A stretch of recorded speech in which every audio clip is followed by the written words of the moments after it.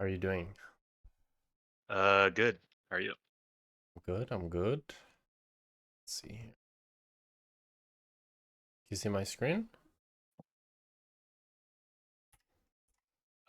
Yes. Nice.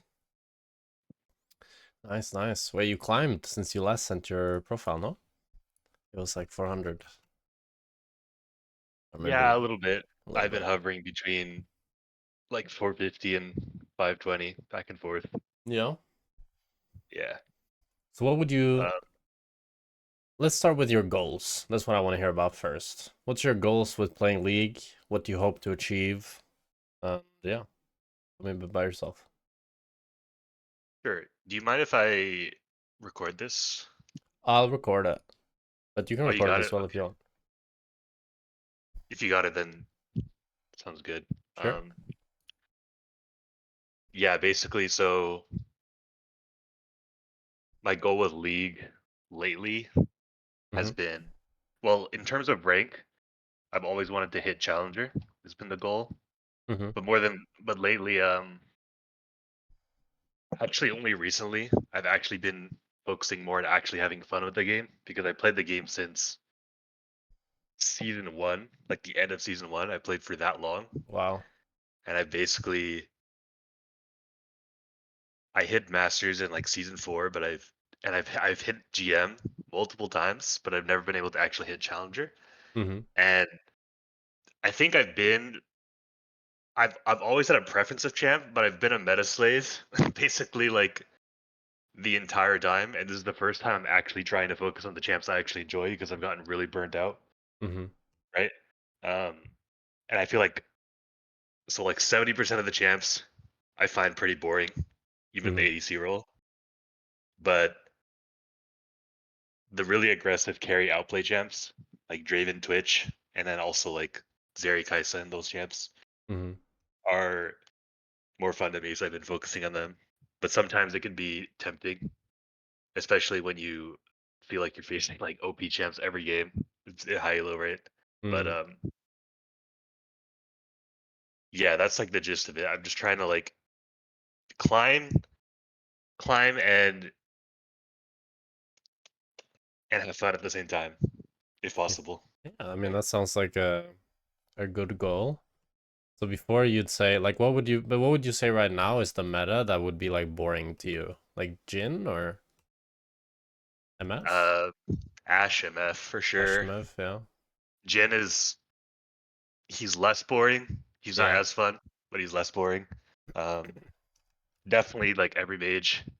Mm-hmm. Um, it's like poke is pretty boring to me. I think Mm-hmm. I just really like all in. That's funny, and then your two most played, like mastery wise, is Yeah, Jin Ezreal. exactly. I think it's a combination of like me changing as a player, like what I enjoy, but also like just being a meta slave because they were meta for so many of the Yeah. years, right? Mm-hmm. Um, Yeah, I mean I think your goals are good. I like the fact that you've like are embracing more the champions that you want to play. That's what I always recommend. I think it's the best way to play the game. Just in terms of one, if we think about why we play this game, most of us, nearly all of us, right? Even the people I'd say, even me who plays it professionally, I still kind of play it to enjoy it. I don't want to play champions I don't like. Um, so I think it's really good to play the champions you enjoy just for your own enjoyment, but also just in terms of improvement. It's so much easier to improve when you're actually enjoying playing the game. Like if you're not enjoying playing the champs, you're gonna suck on the champ. You're gonna feel like that's the fastest way to burn out, like you said, and just the fastest way to stop enjoying the game. So I like that you recognize that and you're taking steps towards it. Overall, your profile looks like very like typical, maybe a Draven player to me, to be honest. It's like high kills, high deaths, great KDAs on every ADC. It looks like you love to fight. Um, yeah, and I'm exactly. excited to see what it looks like. Do you Yeah, think? Do you have? No, you can go. I was gonna say like in terms of like goals that I think maybe you could help me with. I don't know if this is actually going to be the best. Like maybe there's a bunch of things that I don't realize I'm not doing, which Yeah. I'm sure there is. But one thing I noticed when it comes to, I feel like my Draven overall is pretty mid, Mm-hmm. and I feel like what you could help me with is, well, one, I struggle with matchups where I feel like the lanes are AFK, where they're like playing a mage and wave clearing, for example, which is Mm. like kind of my reasoning with sending like that Syndra bot VOD. Yeah. I just really struggle where if people like for example, right, if I'm playing against Syndra bot, and it's the same thing with Seraphine or Ziggs or whatever, they will just wave clear all day, or like I'll try to punish if they miss a skill shot, but they're like 2 screens away, so it Mm-hmm. just feels so hard for me to do anything. Mm. That's one thing I struggle with. And another thing in general, I just think I actually realized this recently watching, because before I switch, like because I switched champion so much, which is pretty bad. Before I switched back to Draven, something that got me really motivated is I would watch Draven montages on YouTube just to get motivated. Mm. And I realized that my mechanics are just not really up to par. Like I was watching like a montage from you like 6 years ago. I was watching an Exafang montage, and I realized my movement Mm. is kind of mid, especially like something I feel is like if I'm playing, like if I'm trying to, if the enemy actually holds their abilities, it's Mm. hard for me to like dodge abilities when I auto attack and have to go towards the axe at the same time, if that makes sense, right? But Mm. it's easy if I wait for the skill shot and I W out of the way, right? But if Yeah. they're like actually holding their abilities and I have to right click them, then Mm. like it feels like my movement isn't really predictable. So maybe if we can get into like mechanics, mechanic specifics, that'd be cool. Sure. But maybe there's like other issues that are more important. But that's just like my thought process going into that. That and the mage issue I was Mm. mentioning. What do you think about going sorcery second? I really like sorcery second, but I know a lot of Dragon players like their domination second. But I just feel like treasure hunter, like my theory or my idea behind it is that treasure hunter is really nerfed, so I don't really want to go that. So I'd rather go absolute focus gathering storm, and then you actually get more AD level 1, and you get more AD later on in the game as well, which is, I feel like it's like not always better, right? Because in this case, if you do snowball a lot, it's going to be better. But I would rather have runes that help me no matter what than runes that help me more when I'm winning. And I feel like Draven doesn't really need more help when he's winning anyways. Yeah, maybe I need to be honest about it because I feel like, so what feels good about treasure hunter to me is when I get like a double kill and it gives me BF sword or something. But Mm. Yeah. I'm definitely open to sorcery. It's just like the idea of gathering storm is just, so it just feels bad in solo queue when the games are decided so quickly. But I can definitely see That's it true, being yeah. good. Yeah, I don't. That's But true. yeah, that's my reasoning. But and also I just like fighting and that encourages that. But I can Yeah. also, I can maybe I could just think of sorcery as just like an AD rune as opposed to scaling. I don't know, but Yeah, that's kind of how I look at it. I just think of it as like no matter what's happening in the game, this rune page will get me like the most AD pretty much. Like going both to the combination of absolute focus and gathering storm. I do think though if you actually find that in all of your games you're fighting a lot and you're getting good value out of these runes, it's not bad. But I don't know. I like a lot, especially to me, just level 1. The fact that you have like 1.7 more AD from absolute focus is just so nice. Because then your axe does 2 more damage level 1. It's like oof. yeah. Um, I wanted to ask you about runes real quick. Actually, something came Yeah. up. So if you look at, so do you think rune win rates are like important? It's just mostly preference, right? I imagine like how Mm, champions are. I think it can be decent to look at, but you have to take into account sample size and also just always recognizing that usually the most popular option will be a bit deflated because that's just like one, it'll be what the system recommends. So people that are like first time in the champ, it's what they'll get. And it's just like whatever the most popular option is, that's what most noobs will take, you know? But I think it can be good to look at for sure. Uh, for me, I always like to start with stats and think about that first. And then I think about how do I myself perceive it, right? Based on the strength and how I feel playing it. And then maybe looking at other players that I think are good and seeing what they're doing, and trying to think about what their thought process is. Those are like the steps I go through. Okay. Yeah, because I noticed that like with Draven, like domination is both more picked and higher win rate, although not. It's only like 1% higher win rate to be fair. Mm. And then like on Zeri, for example, like Resolve shows as the highest winner and pick rate, but I see like 90% of pros and high elo go the Yeah, Cosmic Insight. they like their inspiration on Fun. Serie. Yeah.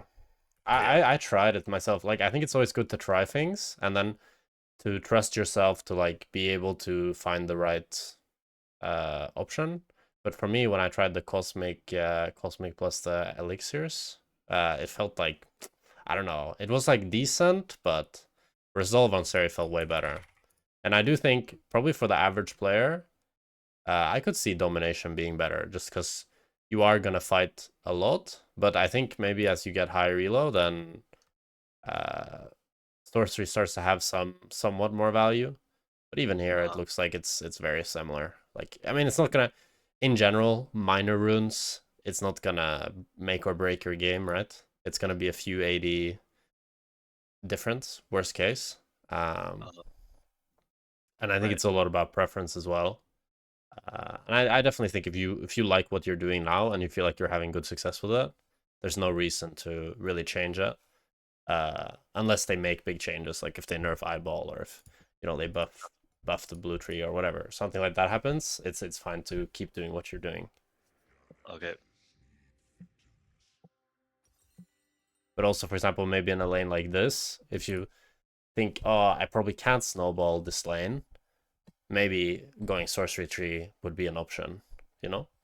Because then you at least have Gathering Storm to like fall back on if the game ends up going longer, and you also have a rune that gives you AD even if you're not getting kills with absolute focus. Yeah, maybe. Yeah, maybe. Yeah, I was thinking like if I'm Draven and I'm not snowballing, why am I playing this champ? Was kind of my reasoning, but at the same time, I mean, you that's can't true, force. but if enemy picks champ, like for example, I wouldn't say Syndra really outscales Draven. She has certain use cases in team fights where she'll be a lot more useful, but in terms of DPS, you still really hard out DPS her.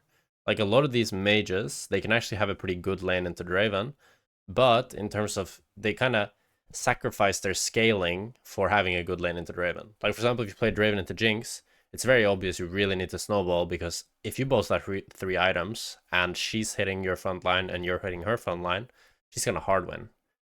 But playing against something like Syndra or Ziggs or Seraphine, yeah, these champions have great wave clear, but how they play in team fights isn't necessarily that they're just better than you. If you're able to dodge their skill shots, then in some cases you can be way better than them.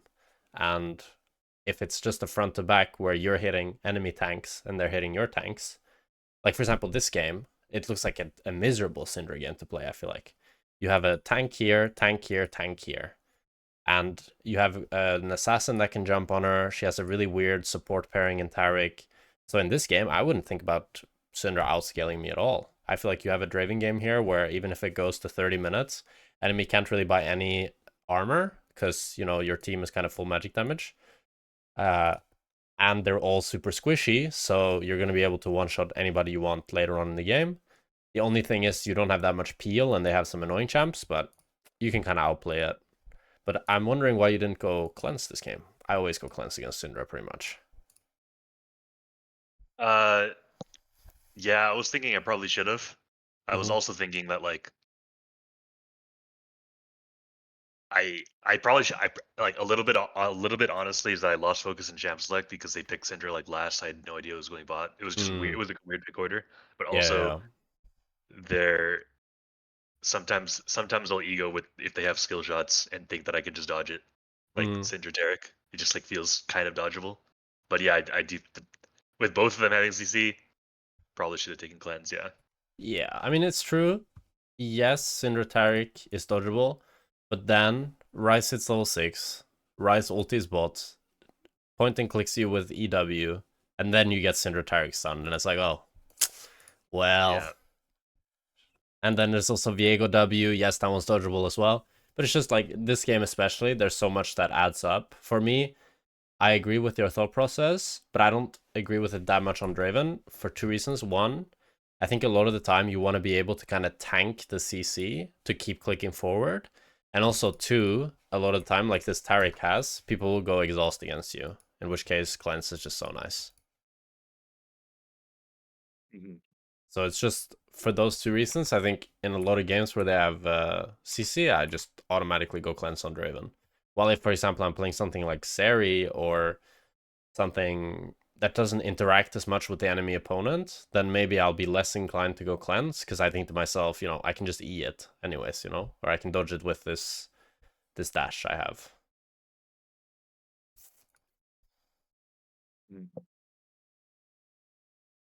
Okay, nice. But I'm guessing from how you spoke earlier that you think a bit like before you go into the matchup how you want to play it, or do you kind of make a plan for yourself? Like, Yeah, so walk me through your my thought plan process. well, my plan here is just to get the push slightly and then just threaten autos level 1, because their Mm-hmm. level 1 isn't super strong in my mind, even though I did take that. I was thinking I could dodge that. But I mean, yeah. here, Um, the mistake here isn't dodging Taric's stun. The mistake is that you are tunnel visioning too much on Syndra. Because if you watch really high level ADCs, like Gumayusi, Jackula, Viper, Alok, all these players, the biggest difference and how all like really good ADCs become, like, I'd say this is like maybe the difference between like high challenger and like low challenger Grandmaster Master, is that they become a lot better at spacing both the support and the ADC. So now you're only looking at Syndra and trying to get an auto attack on her. But if this is Viper or Gumayusi, they're looking at both of them and trying to get an auto attack on either of them. Because if you are now willing to just click on Taric, you get a free auto attack on Taric and you get to click back. But it's just this like half a second not thinking about Taric at all. Because you're not thinking about Taric until this point, you know? Like until Taric starts channeling his stun. And then it's too late. Because that's not really what we want. Yes, sure, we could dodge Taric's stun. But in our ideal world here, we're just looking for free autos on whoever gives it to us. And we don't have to like dodge anything. Because we have our free auto right now. But it's something that I've worked on a lot, because in Korea, I noticed that the ADCs were really good at doing it when I was playing there and I got Challenger. And it does make such a huge difference for how well you can like 1v2 the lane when you're thinking really hard, not just about spacing enemy ADC, but spacing their support as well. so do you think in that situation I should like click towards the left so I'm away from Syndra and then hit Taric? Is I that like think just fishing for an auto and then seeing whoever gives it to you. It's like you're not thinking that I want, because right now what you're just thinking is I want to auto attack Syndra. But if you're just thinking, I want to fish for an auto here, try to get a trade, if they both click really far back, like if they click here, you're not going to keep clicking up here, you know, it's just too far, you're just going to last at this minion. But if one of them give it to you, you're going to take it. right? So maybe I should react, or maybe like anticipate Syndra or Taric walking up like that. Yeah, I mean, Taric right now is already in your auto range, you know? So if you now auto attack him and then click back, he might try to stun, but then you can keep auto attacking him because you get out of range, and then maybe you can even all in him. Or I don't know when Leona has E, she probably has it up soon. I mean, she used it there, right? So let's say Leona holds E, you are here now, just barely out of range. Then you can maybe trade on him really hard. And a lot of these small trades, they can really, really snowball hard, especially when you play Draven. So it's less about like, it might look here that it's just about the mechanics of dodging Taric stun, but for me it's really not. It's more about the mindset of thinking more about the support and to space the support and to be trading with the support as well. Like bot lane is always going to be a 2v2 lane, right? So you need to always be looking at both, thinking what can enemy support do, what can enemy ADC do as well. While I think a lot of like when you're at the stage you are now, a lot of the players you're playing against will just be thinking about what can enemy ADC do. So if you can separate yourself by being more able to space enemy support and looking for free auto attacks on them, then for sure you're gonna do well. Because it's something even like EU challenger players don't do well, I think. either people have like two modes. Either they fully avoid the enemy support because they're scared of getting CC'd, or they tunnel vision too much on enemy ADC and they just get CC'd. But like playing max range on Leona E, for example, well, that's impressive. That reminds me of like, I think part of how I do kind of try to focus the ADC a lot, Mm-hmm. and I think the reason I have that habit is because I just feel like ADC sustain in general isn't that high. So if I end up trading my health for the supports and the enemy ADC has their pot, it feels really bad. Yeah, You know what I I mean? Like mean, it's like matchup dependent, of course, but you never want to trade in a way where it's like you're doing a 100 damage on enemy support and you're taking 100 damage. It's more like you're looking to trade with enemy ADC, but the enemy support is walking up to CC you. You do one out attack on the enemy support and you back off. It's gonna look more like that. It's not like you're gonna all in on enemy support because you fucking want to kill him, because that's pretty rare. It's usually your support finds an all in on enemy ADC. And speaking of here, it's a bit about the thing I was saying earlier, where it's like, as Draven, you want to be able to tank the CC and then keep going. Like here, you can't really cleanse and keep going because Leona got so knocked away. But let's say Leona didn't get this knocked away and she was able to stun the Syndra now, then maybe you'd want to cleanse this and try to like run her down. yeah. So you think even if I can't kill her there, if I had cleanse, it's worth cleansing to get a bunch of autos?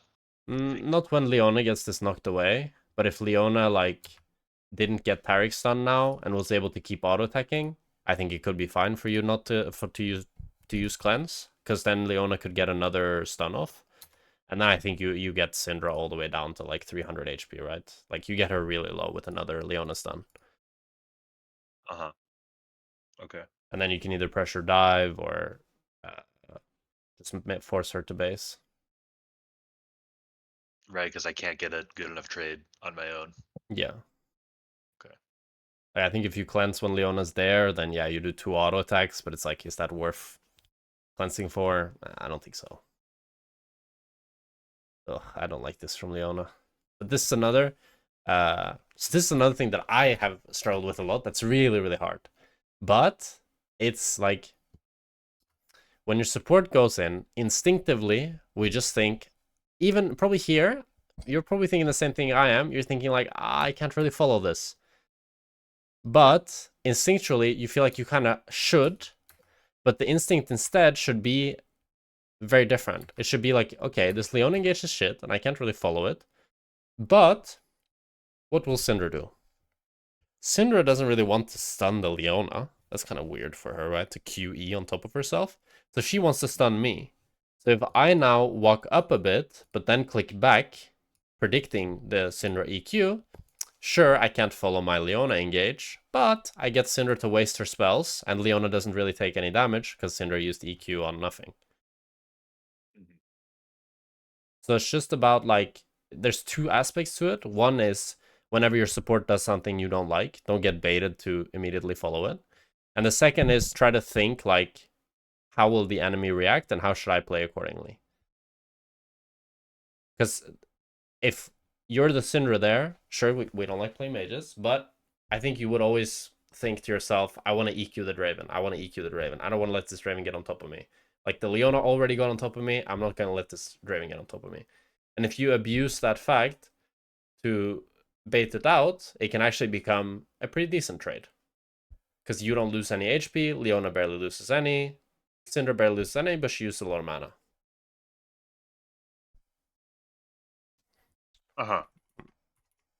Yeah, I didn't. Maybe it's like a Leona specific thing or just engage support, but I didn't think. I guess if she's stunning me, Leona's not going to take very much damage, so she's fine. Yeah. But I'm like, yeah, I think my mindset also is usually like, my support is going to take too much damage too fast if I'm not helping with damage right away. Mm-hmm. But I don't think that applies in this case. It definitely applies in the lanes where like my support's a lot squishier. But I mean, it can apply, but a lot of time it's about being realistic as well, you know? Like, for example, here, if your support is going to die on this engage, and you can't, like, do anything about it, you can't do anything about it. And that's okay sometimes. Sometimes your support will go in on a really bad engage, you can't really follow it, and then you have two options. Either you follow it, and maybe you'll die, because they can run you down after, or you don't follow it, and maybe your support gets mad, but sometimes that'll be the right decision. It's a lot about recognizing it in the game and understanding what will happen. In this case, neither of you are under threat of dying. So it's more about, we really don't want to take damage. Like, that's what I don't like here, is that this trade, that it just hypothetically, let's say you baited the Syndra stun and walked back, even just damage-wise is actually not bad, because Leona is such a broken champ. Like, she loses 200 HP, but Syndra lost like 200 HP as well. Okay, she loses a bit more than 200. She loses like 300, 400. So it's not best, and Syndra heals back up with Taric, so it's not good. But it's not that bad. But it's just even worse, because we took also 200 damage. So now when Syndra is clicking up, we have to be really scared, because if she hits one more EQ, oof, the lane is very tough. So we need to be like understanding what we can do and what we can't do. And also, if your support goes in and you don't think it's good, it's fine to not follow him. If that ruins your lane to follow him, it's not worth following. But it's also, and another aspect of it, the enemy will usually not use all their spells on the support. And I think that's something that you can also wait for. Like here, if the Syndra actually used her stun on the support, on Leona, and you didn't walk up, I would be like, what the fuck? What are you doing? Why are you not walking up? But it's just the fact that you're not really thinking about Syndra stun, and you're not playing to bait that out first, makes me think that you're not really thinking about it, and you're just autopilot following your support. But if you're waiting for the enemy to use their CCs and threats first, and baiting that out, then it's gonna look so much better. Mm-hmm. Yeah, I think it's. Yeah, I think I think about stuff sometimes, like try to bait that stuff, but I think maybe part of why I don't at times is maybe that urgency to follow up, which I should probably get rid of. I mean, it's really hard to get rid of. I still have it. But I'm still like, I'm able to recognize that, for example, if I'm playing against a champion like Syndra, she's going to want to EQ me. Or if I'm playing against Nautilus and my support goes in, probably the Nautilus is not going to hook the support. He's going to try to hook me when I try to follow my support, you know? So it's a lot about just understanding how the enemy wants to play as well and thinking about that. And that way you can actually like outplay these moments where your support goes in and it's an engage where you can immediately follow. And this can apply even if your support goes in and you are in range, you know? Like if your Leona goes in now, I'd still like to see you try to like wiggle up and down to try to dodge the Syndra stun, for example. It's just a bit of a different maneuver, but it's a very similar concept. Ooh.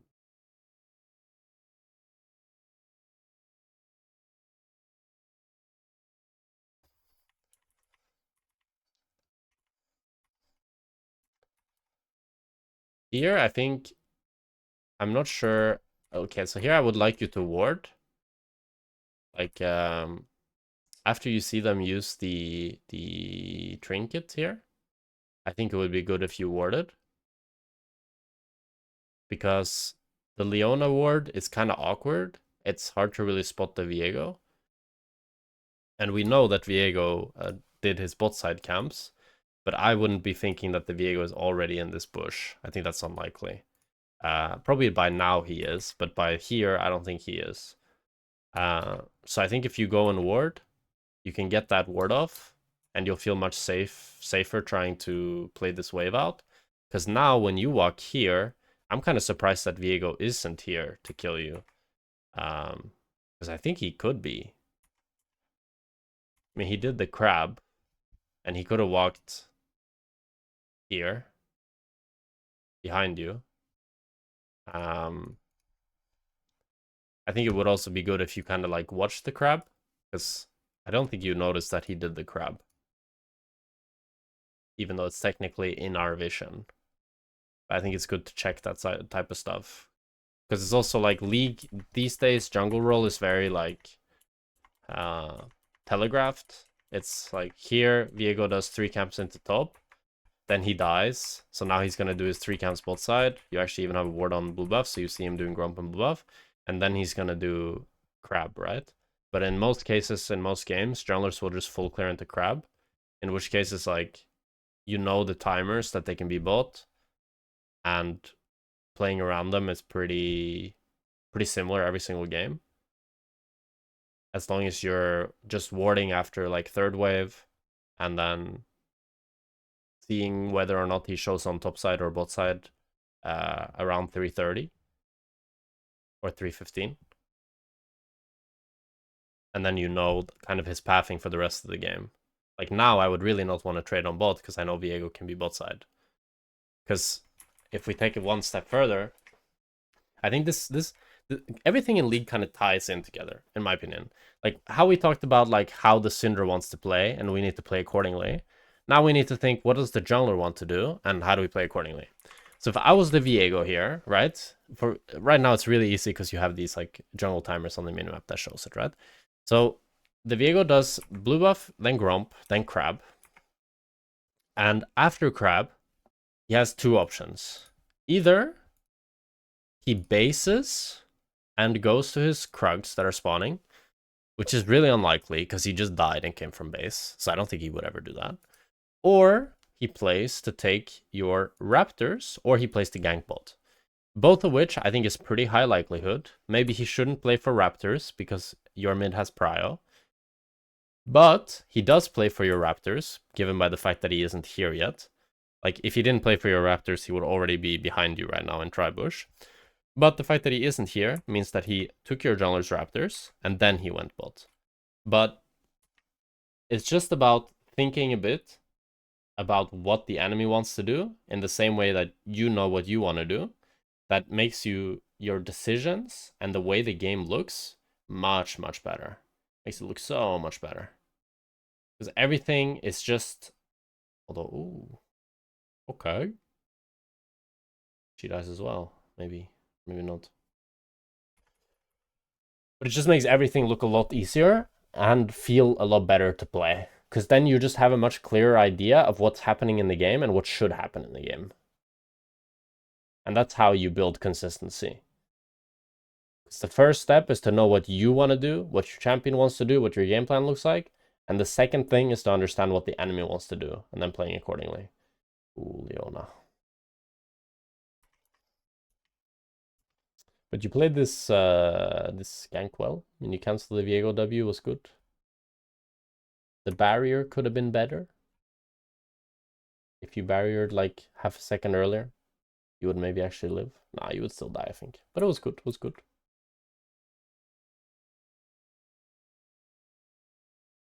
You can hear me, right? Yeah. Yeah. Sorry, you're so quiet. I was worried for a second. No, it's good, it's good. Yeah. But overall, like here the outcome ends up being fine, right? It's I think Leona maybe no, Leona didn't die, but it was 1 for 1 and you got your cash in. But it's more just about having a deeper perspective on the game to think a bit about what every role wants to do. Like for example now, Rice is pushing mid, right? Rice wants to probably roam to either bot or top. He doesn't want to hit tower. He's level 6. But you see that top is mega fighting, so you don't have to be scared on bot, because Rice is probably going to go top. You don't need to have a super complicated, deep understanding of what enemy champions will do, but having a fundamental understanding helps your game a lot. Because here now, if Rice, for example, was moving bot side, I would be thinking, ooh, this can impact me. What should I do here? Should I hard push this wave? Can enemy bot lane already be here? I don't think so, right? So I can get away with pushing next wave. I shouldn't have to be scared. Like, it's just that once you... Oy, oy, oy, oy. Oy, oy, oy. Yeah, I didn't think about a stone over the wall. Yeah. There. And that's where most mistakes happen. It's when we don't think about what the enemy champions are capable of and what they want to do, and then we get fucked because of it.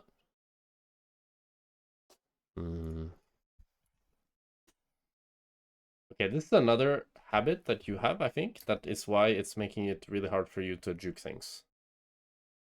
Whenever you want to juke, don't auto-attack. Here, if you want to juke the Taric stun, don't auto-attack him. Like, it was the same in the example I gave earlier, but then I wanted to focus on your spacing versus supports rather than your juke. But here, your trick to juking this Taric stun is to not auto. Here now, instead of auto-attacking Taric, you just click away and you dodge. Because you can actually dodge it. But it's the same here that happens. I mean, this one was like from fog, it's like happens, yada yada. But this one here, if you now just don't auto-attack the Taric, but instead are juking down, you would actually dodge this Taric stun. And then maybe you could dodge the Syndra stun and maybe survive. Maybe even kill Taric. Yeah, if I kite downward away from Cinder right and ward the bush. Yeah. Yeah. But whenever you're trying to juke skill shots, don't auto attack. That's the easiest way for enemies to hit you. And it's also, it works the other way around as well. When you're playing, if you're going to play more skill shot champs, wait until they auto and wait until they have to last hit things. When people last hit, that's the easiest time to hit skill shots. Because one, they're auto attacking, so they're stuck in animation. And two, a lot of the time their brain is a bit stuck too, because all they're thinking about is that juicy CS.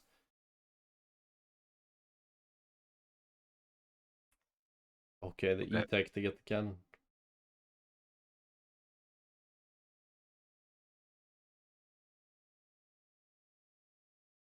But it's also, it doesn't just apply to auto attacks. For example, if you played, have you played Lucian at all?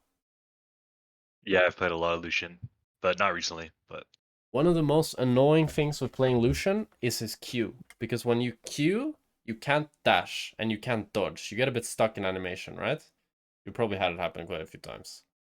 And what I've found is that when I Q on Lucian, there's like, whenever something went wrong and I got hit by some stupid ass bullshit, I can look in the replay and it's probably because I was queuing. I got stuck in animation, I couldn't dodge, I couldn't E, and just for that, like, the animation is not long, but things in League is very fast, you know, it's a fast-paced game. Everything happens very fast. To get Cinder stunned, for example, that shit happens nearly instantly. It's more about prediction than really dodging it. right. So it doesn't just apply to auto attacks, but auto attacks are a really good example of it that you'll encounter all game, every game. Ooh, Cinder, fuck the stun, but an ulti your ass. Yeah, I mean, this game is kind of now snowballing out of control. Let's see mechanically here again how you could have played this.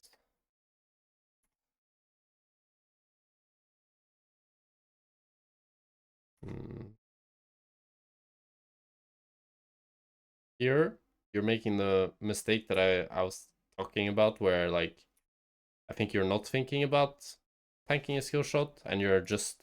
Because you could actually try to get the CS and not get hit by Syndra stun, but you're not really paying attention to Syndra movement. When you see Syndra clicking up, if you try to juke in a direction or click backwards, you could actually dodge this, but you're just kind of staying in the same spot because you're not really thinking about Syndra stunning you.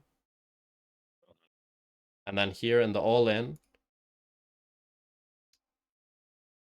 actually, you could dodge this for sure. You're just not clicking away from it. Yeah, so this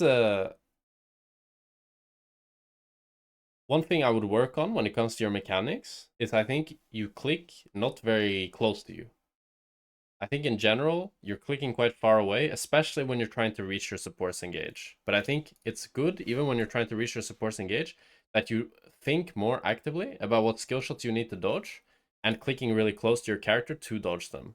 Like this, for example, this Syndra Q was really easy to dodge, but you're not clicking to dodge it. You're just like clicking in a straight line towards the Syndra. And against nearly every champion in League, that's going to cause you a lot of damage. Like if you're playing against Ezreal, Jhin, Syndra, Ziggs, any champion with skill shots is going to really hurt. And then here, I mean, it's already kind of doomed, but you should ward the bush. So you can see when Taric channels the stun, and then you could try to juke it. And I think if you juke it, this fight can be good. But then after you get stunned, I mean, it's GG. I think even if you dodge this Syndra Q, you would still just die to her ulti.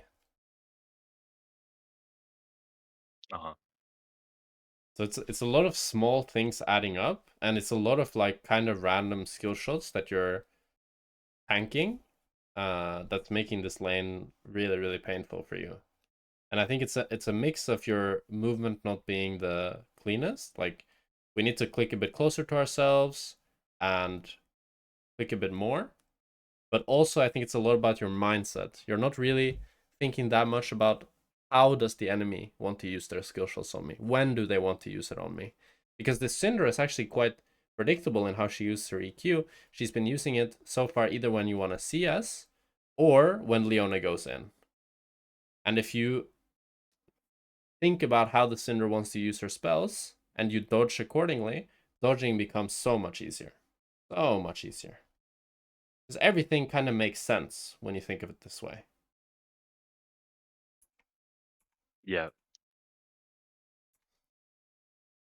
Oh, now she has Ludens. I mean, now it's a toughie. Now it's like even if you dodge her skill shots, you can't really. Oof. Yeah, okay, that wasn't much actually. But maybe Rammus can save the day. Have you ever played with Lord Semi? I don't know if he was on Lord NA. Sydney. He was on No, I NA, don't no? recognize that. No, he's a Brazilian Rammus player. He was on EU. I think he was on NA as well.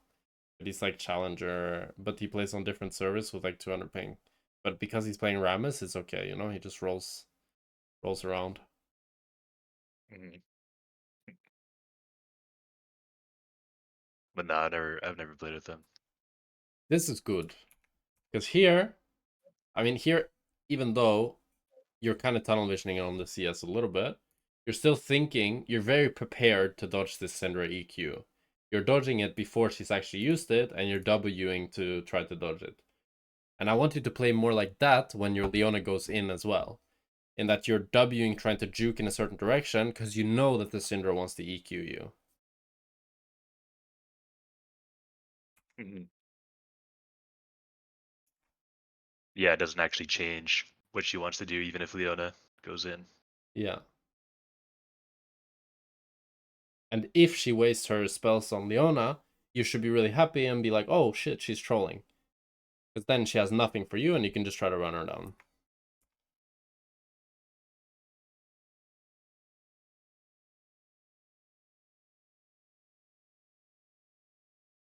This one is good. It's just like a mechanical... Like you could dodge it if you clicked a bit faster, but you have the right intent, which is good.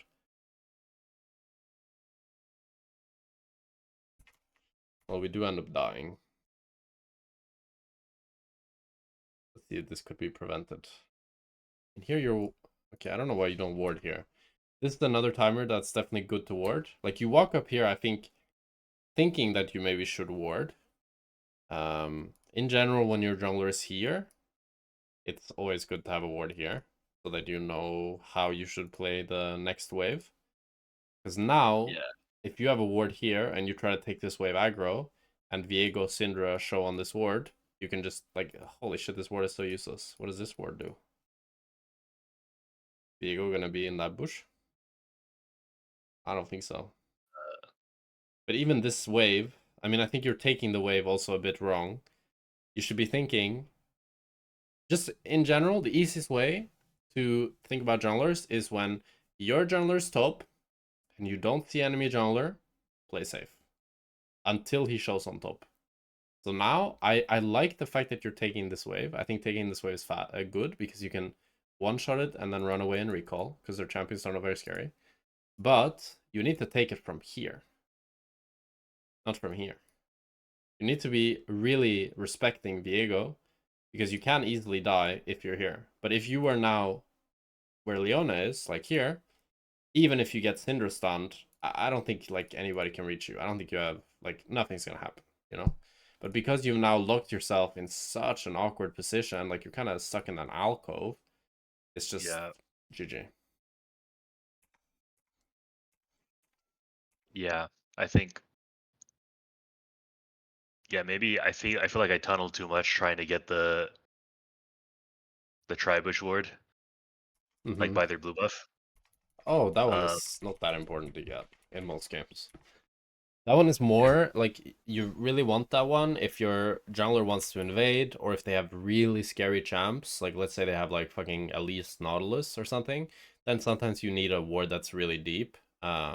Just because otherwise, even if you see Elise on the pixel bush and Nautilus is already flashed in, it can be over for you, you know?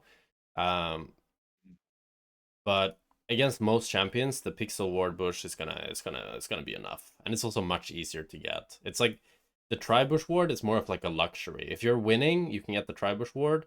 If you're equal or behind, it's very hard to get the tri-bush ward on both sides.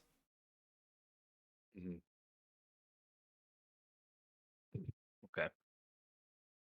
But it's also really important, especially as the Draven player, that you're like respectful when your jungler is playing top side, because the biggest counterplay to Draven is jungle, and if you're able to not get fucked when the enemy jungler is both side, it just makes the game so much easier to play for you. Because then when your jungler is both side, you can play super aggressive and really embrace the strong side mentality and taking really aggro trades, trying to make enemy low as possible. If you get them low, you spam ping for dives, and your game just looks a lot cleaner in general.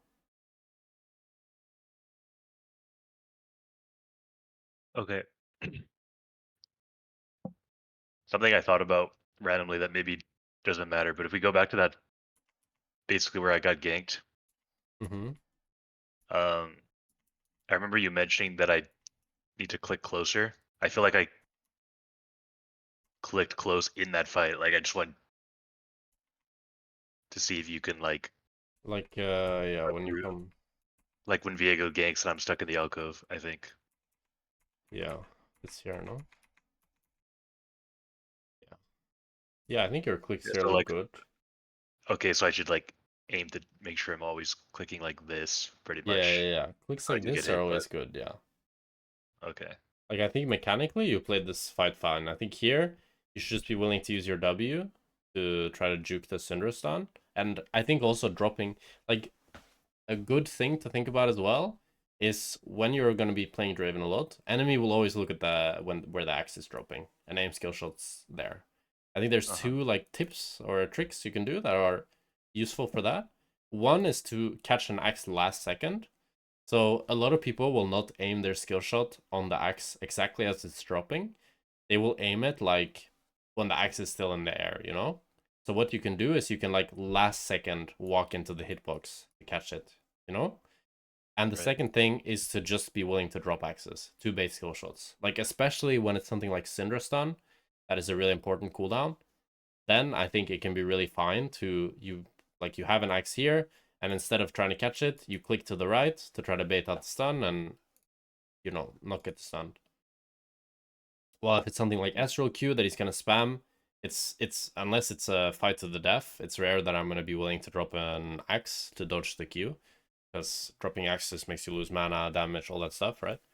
Uh, Right. but if it is a really close fight and I'm getting low, then maybe I will try to juke in a Q of his to drop an axe, especially if I have another axe off cooldown. Um, and I don't lose any damage from it. But those are like some of the tricks you can play around with as Draven to kind of like, because a lot of it is a mental battle as well when it comes to skill shots. They're trying to predict where you'll go, and you're trying to throw them off. And most people will just assume, okay, it's Draven, he's gonna click where his axe is. So try to like by changing the timing when you catch the axe, can help a lot. Like here, for example, you don't catch the axe, and it makes it a lot easier to dodge the skill shot. Because if you were to catch the axe here, you would like have to click nearly back into the stun, which would be you could do it, but it would be really hard. And we just want to make the game easier for ourselves. Right. Okay, your team, the Avengers are here. Nice. Nice. Not bad, not bad. Now you get BT after this wave. No. Wait, what's BT with this gold? You have it, no? Yeah, it's 12:25. I Yeah. think I I think I think stayed for I'm trying to remember what I was thinking, but I think I stayed for tempo reasons. Like maybe I stayed because the Herald was up. I'm not sure. Nah, you should base, bruh. Okay, so I think the easiest rule of thumb is two things you can look at. One is the Taric death timer. Ideally, we want to base before Taric has respawned, so that the fact that we killed Taric doesn't make us like behind in tempo. But the second thing that's easier and more reliable is just look at what your jungler's doing. So your jungler's doing Krugs. So if you recall now, even if he doesn't recall after Krugs, by the time he's finished these two camps, you're going to be back on the map and it's going to be perfect. But if you don't recall now, then what's going to happen is Rammus recalls. Now Rammus is back on the map. And now you kind of want to recall, but now Rammus is back on the map, so now it feels wrong to recall. And then you get another wave, and it's like now you kind of want to recall again, but now Rammus wants to do Herald. So now you kind of have to stay, but now you have to stay with Herald on 2k gold. So it's just... So, not to cut you off, I think my thought process was that, so when the time when you told me to recall was after that cannon wave. Mm-hmm. So I think I was thinking if I want to recall, it'll be on the next cannon. But then by the time it's the next cannon, he's back on the map like you said, right? And then Herald spawning. Because your thought process is you want to recall the wave before cannon, right? Yeah, like when the cannons meet up, Mm-hmm. so I don't miss a wave. That's Yeah. my thought process. But then by then it's too late. This is a good rule of thumb for early game, but for mid game, it's very unimportant. Because, like, you lose a few minions, but losing a few minions at 13 minutes is not a big deal.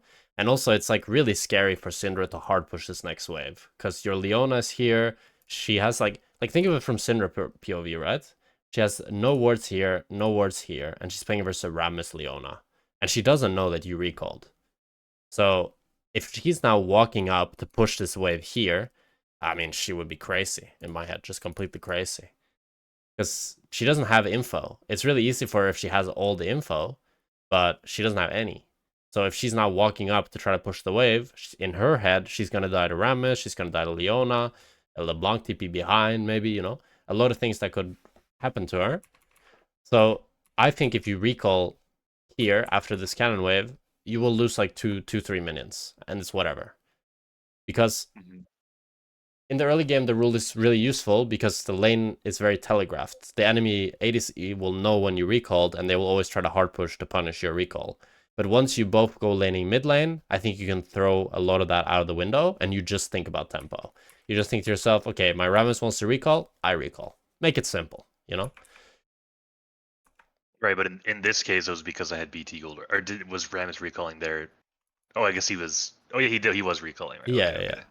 okay. So it was both. It's also because I have BT. Yeah. I mean, of course, here, if you're now not sitting on any gold, I don't want you to recall because you're nearly full mana, nearly full HP. But if we have an item that we want to buy, then just looking at when our team wants to recall and matching that up makes the, like, macro-wise, the game so much easier to play. And even if Syndra ended up hard pushing this wave and you lost 6 minions, I still think it's worth it. Because it just means that the next objective you play, you have the correct item, and you're fighting it at your max possible strength, instead of, like, being scuffed sitting on 2k gold in your inventory. Because at the end of the day, usually the fights around the objective at this stage of the game is what's going to win you the game, not like 6 or 5 or 4 CS. Yeah, something. I don't know how important this is, but I was just thinking when I was clearing that wave, how the casters lived with like Yeah, 1 that's fucking HP. annoying. I was thinking about if I had sorcery, they'd probably die. True. You only have 2 stacks on eyeballs, so yeah, they would. You would have 1 stack of Gathering Storm and Absolute Focus, yeah. Yeah. I don't know. Yeah, Sorcery gang. I think I just. I mean, something I noticed too, like I'm still getting better at it, but I'll just think about these like really tiny min-max things, which honestly maybe distract me from more important things. But I mean, I wouldn't worry about it too much, yeah. yeah, Like, so far the biggest thing I've seen in your gameplay isn't sorcery, I think. right, for sure. So yeah, it's more, I think if you find it fun to think about, then it's good. And if you get some enjoyment out of it and like the testing, I think a lot of people like to test different things every game. runes wise and builds wise and stuff like that. So I think that can be good. But if you don't actually enjoy it and you're just trying to get the marginal advantage from it, I'd say it's like whatever, just stick to the same thing and Yeah, focus on other things. I used to be really bad at that, or like bad with doing that. But I Mm. think it's better now that I'm actually embracing like the style I enjoy with champions. Because Mm-hmm. I feel like when I'm meta slaving, it goes hand in hand with just thinking Yeah. about what gives me shortcuts, right? Mm-hmm. Um, but yeah, I feel like this game is just now just me kind of just getting kills spoon fed to me, honestly, and then And yeah. outscaling, like you said. I did notice that like I did feel like I outscaled Syndra, which I was not expecting. Like it just felt like I outscaled her Yeah. It's with like a DPS lot of wise. these mages, it's like one, their DPS isn't very high. Because what well, it's not reliable, but even if she hits like everything, she's never gonna out DPS you versus an Udyr or a Rammus. I think in this game it's like it's really hard to play Syndra. But even in general, whenever you play against mages, a lot of it is gonna be more skilled who scales better. Because if she hits the skill shots, okay, she scaled better. If she doesn't, you scaled better, you know? So I would never like worry too much about the scale win con or lose con when I'm playing Draven into mages. It's usually more about can I get a big, like, if I can get a big lead, of course I'm going to take it. But if they're shutting me down well, then it's more about playing team fights well and dodging their skill shots, making sure I'm not poked before team fights begin. Uh, and just like, yeah, outplaying them in team fights.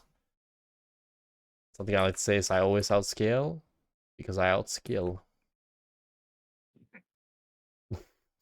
Yeah, that makes sense actually to think about. Yeah. That's just like Because gold is more valuable on me because I play better. yeah, for sure. I think like I feel like that applies to like Draven or other champs that have like high skill ceilings where Yeah, yeah, yeah. But it can be like really if you're good for better, like for your mental and your confidence as well. Like even if you're behind and you technically get outscaled, if you think that you will outplay in team fights and you'll make because Draven, for example, even if you're outscaled by Jinx, who I'd say is like maybe one of the best scaling ADCs, right? Or Twitch, if you get on top of them and you get 2 crits, you can actually like still two-shot them, right? right? Like in a really late game state where you guys are both like 6 items. So then it's like who really outscaled who? If you were able to outplay them and flash onto them and one shot them, then you can be the tide that turns the whole team fight. So Right. it's not the best, I think, to look at the game in a very like black and white way where okay, like now I'm outscaled, now I can't do anything. But it's good to, I mean, be realistic. Like I'm never gonna say that Draven outscales Jinx, but it's still good to understand that you always have options and there's always like a win con. And sometimes that win con is just enemy will int it, which they will. So that's a decent win con to have. Yeah, like think like if it's a normal front to back game and it's Draven versus Jinx, or even think that like just be ready to like I don't know, I guess one shot her if she steps up, or just dive her if that's gonna win you the game. I guess I don't know, but This looks like insane autopilot. Because here, Syndra uses EQ. Like 10-second cooldown at this stage. I think a little bit more. And then here, she gets fucking smashed by the Herald. Right into you. And you oh are clicking to Narnia. When she has no stun. You even see the balls that she still used for the stun. yeah, It looks really strange. But I think it plays into... So, one of the big benefits of what I talked about earlier when we were talking about the Leona chasing in too deep, right? Is that to understand what the enemy wants to do and kind of the enemy's threats, I guess the easy way to label it. And what that really helps with is that one, it allows us to outplay the enemy easier because we're thinking about what they want to do and how to outplay it. But it also means that when we see them waste crucial spells like this, like she just used everything on Leona, that we are really, really ready to punish any overstep that Syndra does. Like already now, I would be clicking to try to auto-attack this Syndra, and then if she, like I would not be taking these axes backwards, because why would I? The Syndra just used everything she could that would be a potential threat to me. So it helps you develop more of a killer instinct, I think, where once you see the enemy waste their threats, you just are able to go fully aggressive, full in. Yeah, I'll think. I don't know exactly what I thought, but I probably thought Syndra has no EQ. Mm-hmm. But I feel like the thinking just stopped there. Mm-hmm. I didn't think like I'll. I didn't think like I'll stand up in the lane, stand high up in the lane, so if she gets smashed by Herald or she just walks up too far, then I'll kill her. Yeah. I Um, mean, I think it doesn't need to be like that complicated of a thought process. It's just like, okay, she used the only thing that can stop me. Now I want to just look to try to auto her. And then you see what you get, you know?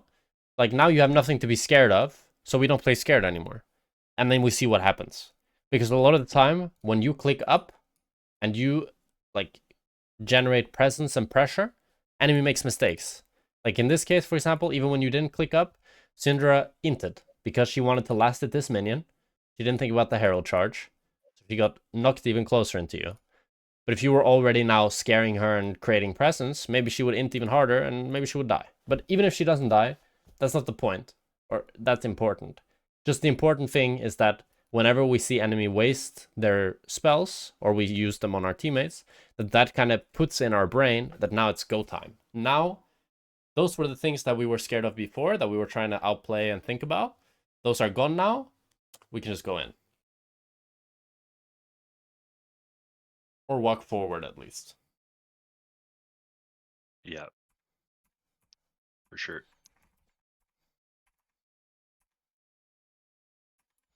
Hmm.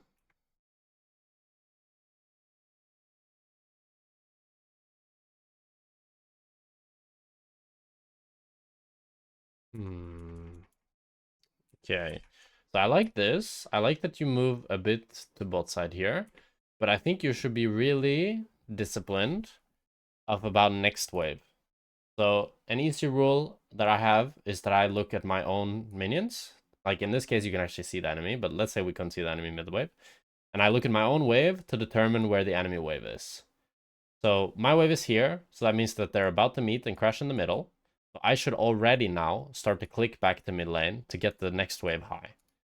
And Yep. I think this is good because now what's going to happen is that you have no job because LeBlanc is going to take your wave. And also, if you started taking this mid wave, what will happen a lot of the time when your solo lane is moving from side to mid and you're taking the mid wave high, in this case, like in LeBlanc is moving, the Ryze would start fighting you or walk up and then you kill her with LeBlanc. But now it's really easy for the Ryze to not be like, to not int because the person that could actually go on the Ryze is on the mid wave. While if LeBlanc was now here and you were like taking the wave, then she could actually go on Ryze and you ulti Ryze and you guys kill him together. But you're kind of playing the role as the assassin trying to find the Ryze, while LeBlanc is playing the role as the ADC clearing the mid wave. It just makes everything really like awkward. And it also just ends like everything feels kind of rushed. It's like we feel like we have to force something because you're not really farming, and now it's like, oh, but we didn't really find anything, and now the mid wave is like so far again. Oh, I'm gonna walk to mid, but now there's barely any wave left, and just everything becomes kind of awkward. So the lesson is just to be really disciplined around waves and to not look for these kind of maybe plays on side. Like if your jungler's going in here, if he gets it, it's whatever. I want to get this next mid wave first. Yeah, I think it's this. I definitely think about pushing high a lot, but I think this issue is probably the same urgency feeling to follow up as Yeah. lane. I feel. Um, Like we do our priorities, you know? First we push the wave. If my jungler's already dead by then, probably the play was fucking shit. If this was a play I should have joined immediately, well, we live and we learn, you know? But we gotta first create good fundamentals, good habits, and then we can adapt from there. Like, we don't want to have it the other way around, that we're always moving no matter what the play is, because that just creates a bad habit where we're losing farm every single game without even knowing if it's a good play or not. But if the default is that you farm instead, and then you move to the play, like you do wave into play instead of play into wave, then you can adapt, because sometimes you'll see, okay, this play is happening right now. I need to skip this wave. That's good. that's still good to have, that kind of instinct that you understand that some place you need to move insta, but the default should always be wave, because in most cases that's going to be the right play. Like I'd say in like 80 to 90% of cases, just taking the wave is going to give you a better result than moving instantly, and then the wave is sitting there in the middle and everything kind of gets fucked after it. Yeah, I think that probably explains why I have 10 CS per minute sometimes. Yeah. Because like if nothing happens, that I end up pushing high. Otherwise, I'm just running around like a headless chicken. Mm-hmm. Yeah. This is good though. Here I would like, here, if the Viego now is, let's say hypothetically, is walking further up here, I would maybe not chase the Viego and go back to midwave, for example. Because then I'm thinking to myself, the Viego is running far away from me. They're going to kill him without me. I might as well get the next midwave first before something else happens. And then I would go midwave into Nash, for example. You said if Viego runs towards our base, right? Yeah. Like he runs into like he runs this way, you know, like into the tower, because he wants to try to kill the LeBlanc or something.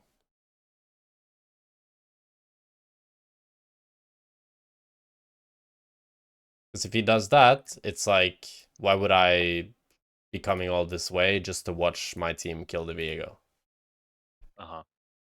But in this case, of course, he's running straight into you, so it's good that you went and killed him. But it's just another example of how when you're like watching a play on side, you can also judge if that play, something I like to think about, I have like some rules in my head, is that if a play is proceeding away from me, like let's say I'm you right now and I'm the Draven, and let's say your Leona starts fighting, and I see that they're running this way, or maybe this way is better, right?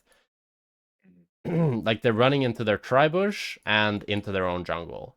I know that I can never reach that play. Like it's just I'd have to like run a fucking marathon to get there. So I'm not gonna join that.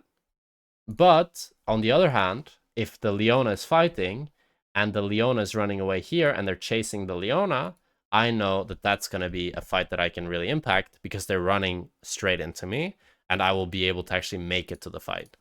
So just thinking a little bit about whether it's a fight you can make it to, judging by where the enemy is running, makes it a lot easier to judge which fights you can join and which you can't.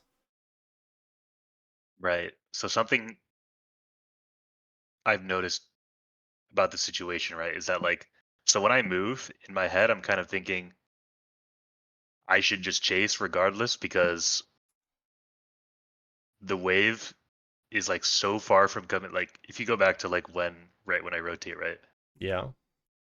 So like if you just pause here, like there's like the mid wave's not even spawned. Right. So like in my head it's like I have a lot of time, so I might as well go and see what happens.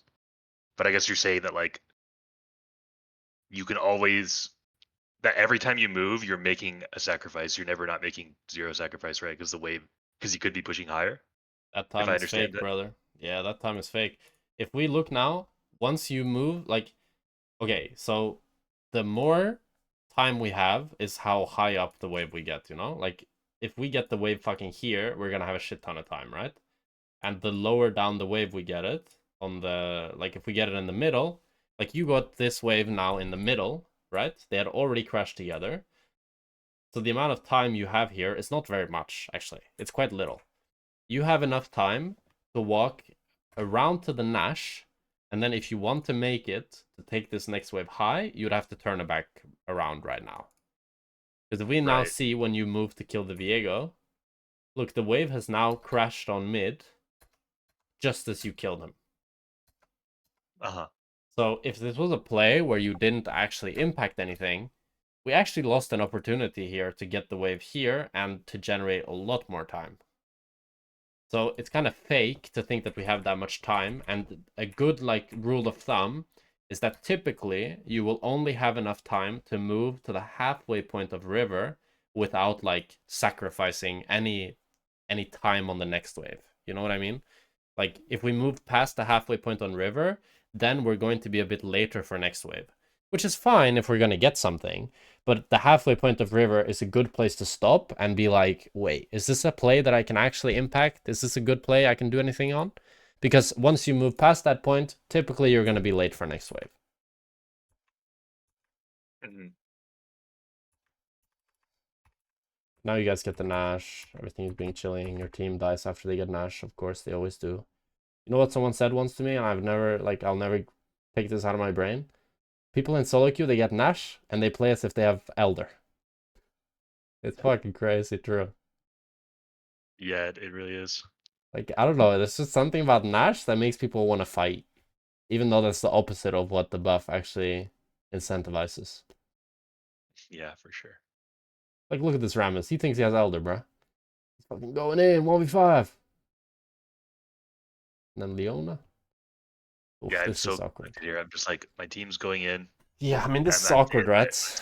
I want to do damage, but I'm like, I'm thinking about Syndra stun. I'm pretty sure. Yeah, it's good that you're thinking. So here, there's like a few things I think about. One is like, okay, so Syndra used her stun. Viego used his stun. Now would be a good timing to click forward, but your team is like your Udyr is spam pinging you to be careful. So I don't think it's really bad that you're respecting this Quinn, which is now here, because you also like we did see the Quinn on mid. So if you were looking at her, you'd see when she's gonna come, right? But that's kind of hard to tell in the middle of this heated moment. So I think it's fine. I think I was thinking that like, yeah, I have like a few seconds before she comes, but if I try to fight, then I'm committed and I'm stuck. Yeah. Right? So I'm getting fucked anyway. It's really hard, right? Because if you want to fight them here, you kind of need to go all in. You need to just be like, okay, Leona, we're fucking doing it. You click, straight forward, you start auto-attacking, you start clicking forward, and you try to fight it with LeBlanc. I think maybe you could, to be honest, because Syndra used to stun, Viego used to stun, but it is quite risky. And also with how you're like team pinged and everything, it looks really scary. If Viego gets one reset, it's full over for sure. Like Leona reset on Viego is just so broken. Yeah. So I think it's fine that you didn't follow your team. I think it would be fine if you tried to go forward as well, but that one is just like a judgment call that's going to be different every game. And no matter the choice, you're going to learn from it. And it's good that you didn't do like a bit of both. You know what I mean? Where you kind of like you followed the Leona, but it was too late, and then you didn't really want to go in, but you went in anyways, and then you died. Like something like that would be the worst thing you can do. It's just good to either commit to one thing. You say, okay, fuck it, I don't think this is good, but my team is really going for it. Let's try. Or you say, fuck it, this looks like trash. I'm leaving. Uh-huh.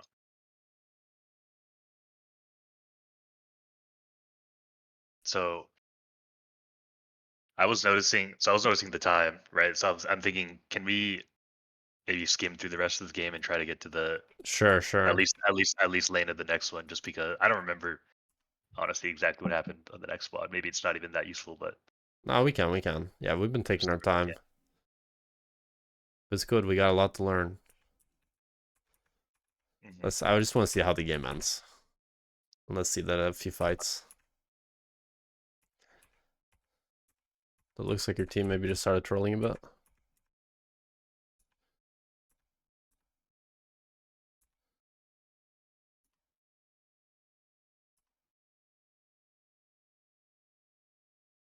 Here, you're a bit slow to move to Syndra. I think you should look a bit more at LeBlanc and then move faster, and then maybe LeBlanc would live.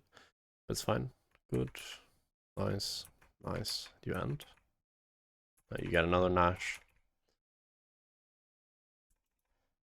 Then you get Chemtech.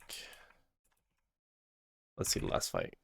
Oh, you got QSS. If you bought QSS, that means you fucked up not going clans. yeah. That's how you know. Oh my god, we're so slow. GG. Okay, I mean, it wasn't really much that happened in the end there. Okay, let's see this laning phase. We're playing Draven Nautilus into Estral Leona. So in this case, it's kind of like... So what I would think about in this case is like when your Nautilus goes in, for example, I would think about not getting hit by Leona EQ and baiting that out. In the same way that you would try to bait out the Syndra EQ. And also baiting out Estral skill shots if the Estral doesn't Q the Nautilus.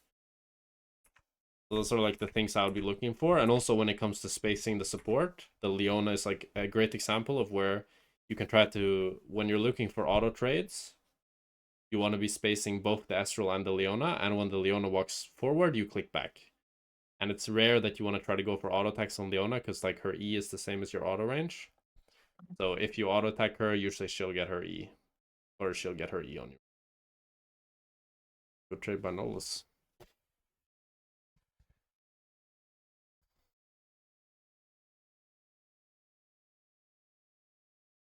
I know the Nautilus Leona matchup very well, because my support was like Leona 1 trick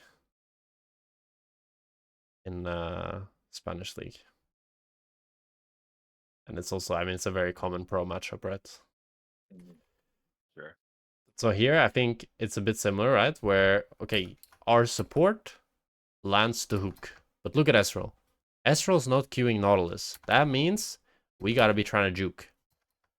But we're not really trying to juke. We're not thinking about juking Ezreal. Like, if we were thinking about juking Ezreal, our clicks would be either here or here, I feel like.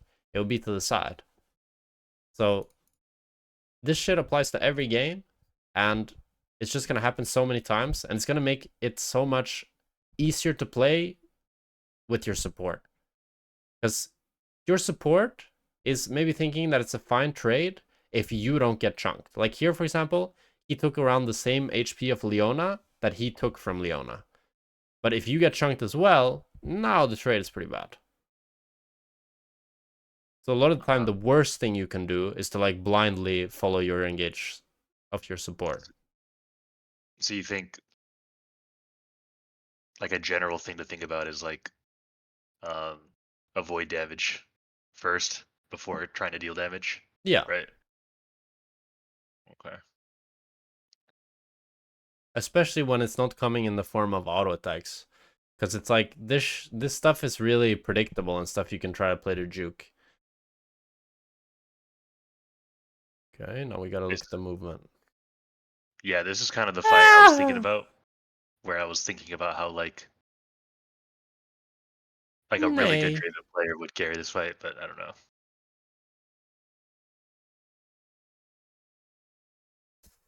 Yeah, a lot of things there. Okay, so first of all, here when Karthus comes, this is good, but don't do another auto attack here insta. Because this is, again, you want to like do an auto attack here, and then you want to think, what's the Karthus want to do? He wants to Q on my axe right now. So the easiest way for him to land, like, what we can do here is what I talked about earlier, where we catch the axe really late. Like, look how far away the axe is. It's still, like, far from you needing to actually catch it. So if you now actually click further up, you can dodge this Karthus Q and then walk to catch the axe. But we want to not get locked in auto attack animation so that we can actually dodge the Q. And then here, never tunnel on, like, killing the low HP guy. Because if you don't flash now to kill him, and you instead just click forward, force him to flash, and you start going on these people, it's so much better. I think it's actually a mistake for Karthus to even flash away, because it just means that he dies in a much more like awkward spot. It ends up working out fine because the Talon flashes for him like a noob. But if the Talon doesn't flash for him, and you guys chase the Leona Ezreal, I think it's worse that the Karthus ends up dying in this spot. But because he gets both your flashes, he's like kind of smoothing. So you say the flash is bad from Karthus because I should be focusing just walking at Ezreal Leona, right? That's I like think the if reasoning. Karthus dies here, he's kind of protecting his Ezreal and Leona. Like if Karthus now dies when you're like walking at him, and he dies like right here, right? And you guys are trying to go on Ezreal Leona, I think he can like kill both of you in his passive with Leona stunning and stuff. But I think when he goes like this now, if you now start hitting Leona, you can probably kill the Leona, then kill the Karthus, then kill the Ezreal, something like that. Because there's no actual real urgency to kill the Karthus instantly. There's no way the Karthus will ever run out here. He's like so surrounded, kind of. Like he has to run into the alcove like you did when you were ganked in the last game. It's just a really hard spot to run away from. But in a lot of these types of plays, the biggest enemy is trying to rush it too much and trying to get the kills insta. I think thinking a bit more about dodging the Karthus Q, understanding that like okay, so the best case scenario here is that when we flash, we kill the Karthus with the flash auto, right? That would be the best case with our flash we're Uh, hoping for. But the worst case is that we both use flash, which is not a good scenario for us, I think, because if we don't use flash, Karthus has to either flash or die anyways. So whenever that's the case, it's a better like habit to have to just want to not flash, because then you always get the good result. And at the end of the day, that's what we want. And then here again, I think we're just like, now, instead of trying to chase the Astral Insta, let's throw a juke in here. Try to juke this Astral Q with our W. Because if we actually want to kill this Astral, we can't just run at him straight, because then we're gonna die, you know? That makes it so easy for the Astral to play. He still had barrier, so maybe you wouldn't kill him. I think if you do dodge the first Astral Q, you can probably kill him, because then, like, the biggest thing with Astral, right, is when he hits the Q, he gets 1 second less cooldown. So if you dodge this Q, he wouldn't have the cooldown for this next Q. So I think you would just run him down and actually kill him. But it's really important that we are actually thinking about juking first and then chasing second, instead of chasing first, juking second. Because at the end of the day here, sure, you try to juke the Astral Q, maybe you still get hit. Like, or we juke the Astral Q and he gets out, it's still way better than chasing in and just dying, because we tanked everything.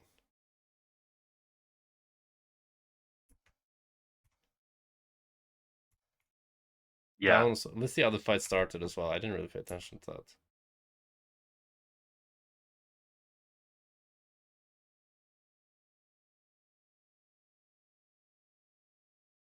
I mean, it's not bad, but I think you're using a bit too many Ws. Like, this W now is fine, but I don't want to see you use this W. And then this W, I also don't like. Like, you started this fight at 240 mana, but somehow you ended it with like 100 mana. I think you're using 140 mana on Ws is a bit too much. Like, it's good to use Ws, but you don't need to use it like that much, you know? Yeah, I've been going back and forth with W usage just because I remember. So I was watching Hamza, and I feel like he uses W a lot in all-ins, which I was like surprised to see. But maybe that was like a because he knew that he'd win the all-in and just back after. I don't know, but I think Hansa maybe uses W a bit too much sometimes, yeah. I'm not sure. that's just what I'm saying. I mean, I think like I think instead of thinking how other players use it, it's just good to like look at it and think like, okay, what does it actually do? So here, good. It's giving us more attack speed. We're getting our attack speed off faster. Now, we're gonna do one more auto attack. Like, I'm fine with you using 100 mana in this trade for W's, right? But now, using W now just doesn't do anything for us, because we're gonna not be doing more auto attacks, and we don't need the move speed either. And then here, of course, it's good to use W, but I don't know if I would use W like this. I would probably auto attack.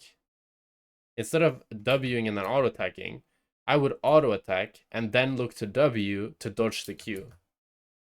Because that makes it a lot easier. Because now, if you used auto attack and then used your W now, I think it's way easier for you to dodge the Q than the other way around.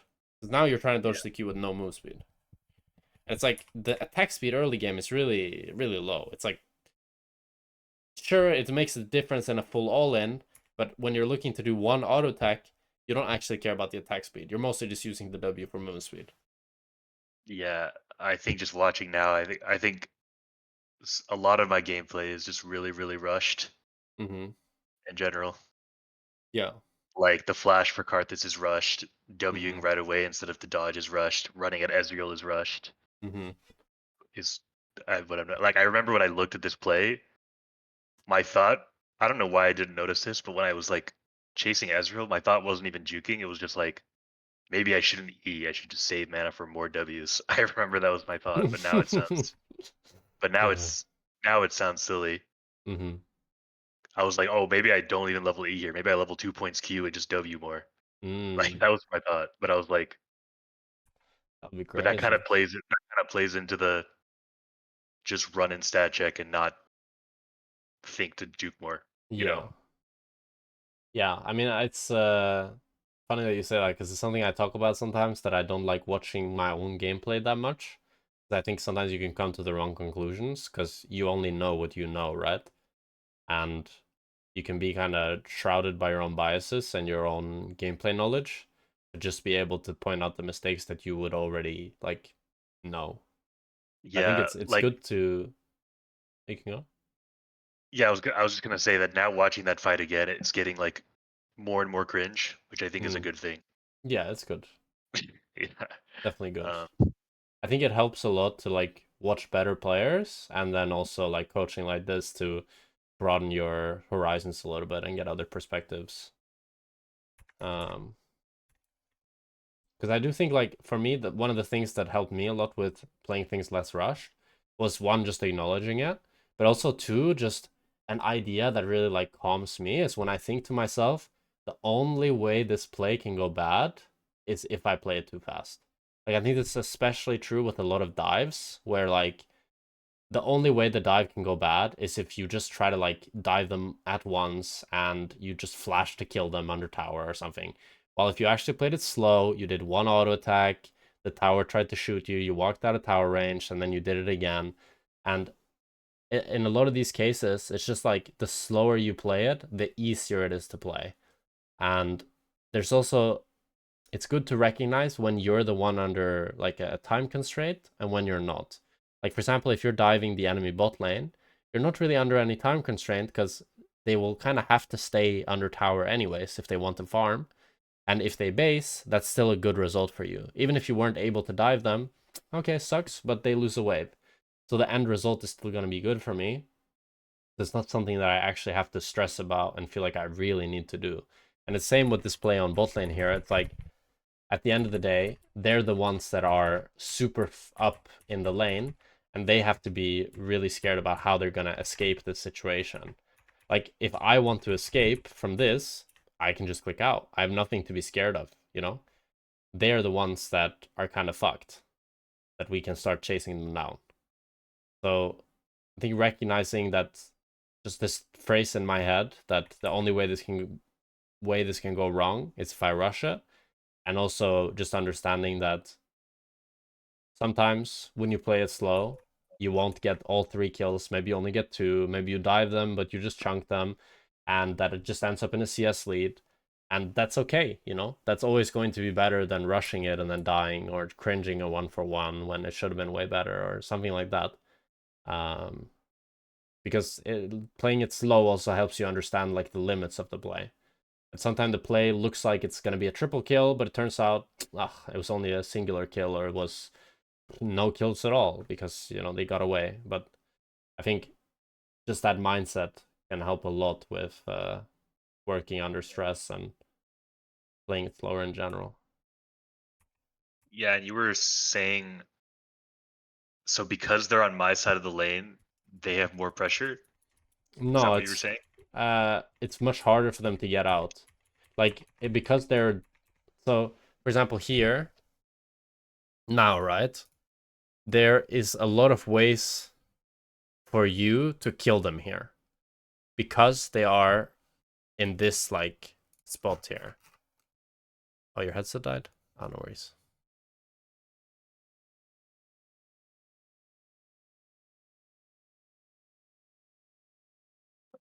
Hello?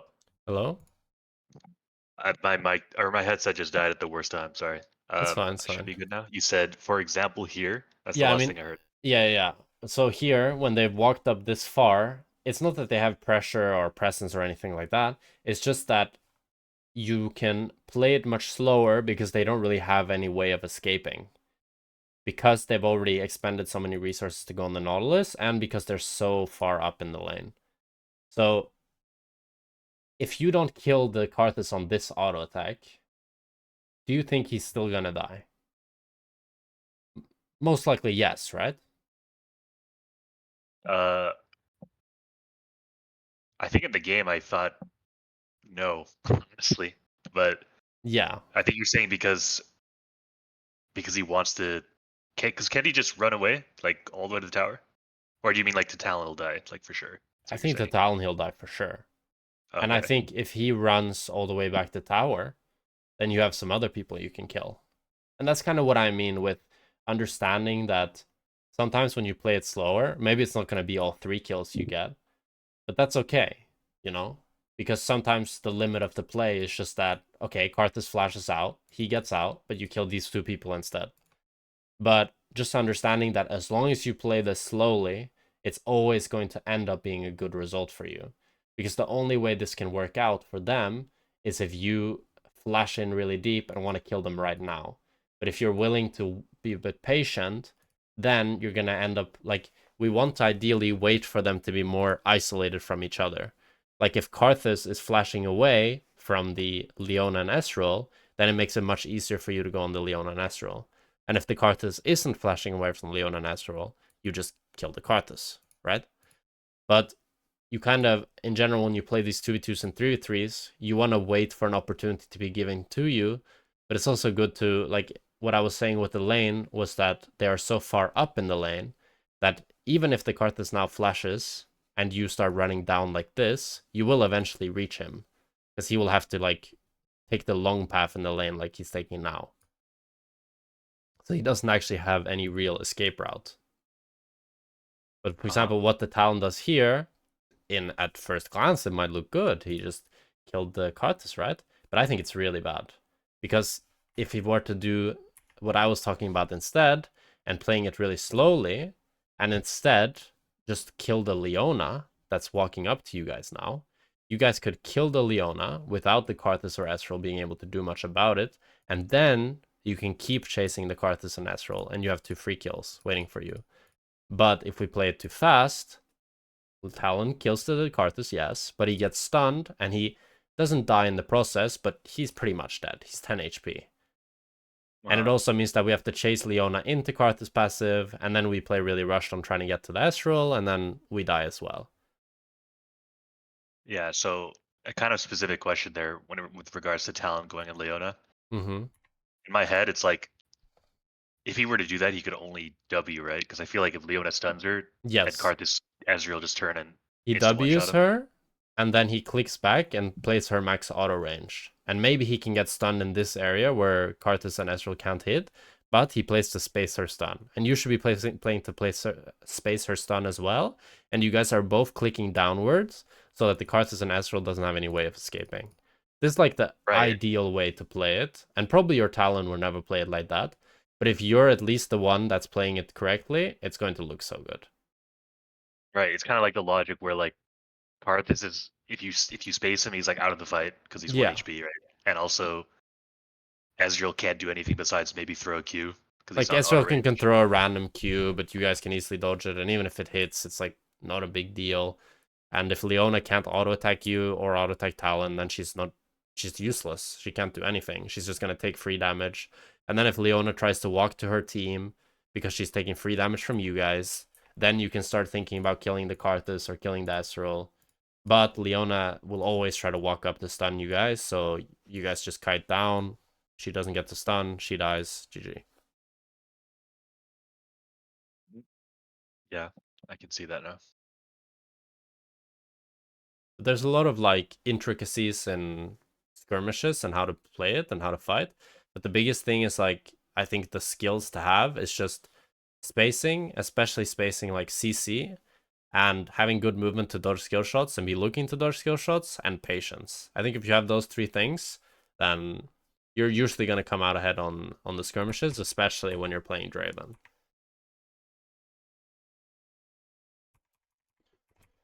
I like that you hard push this wave because Ezreal really overstayed. Holy shit, we've been at this for a while.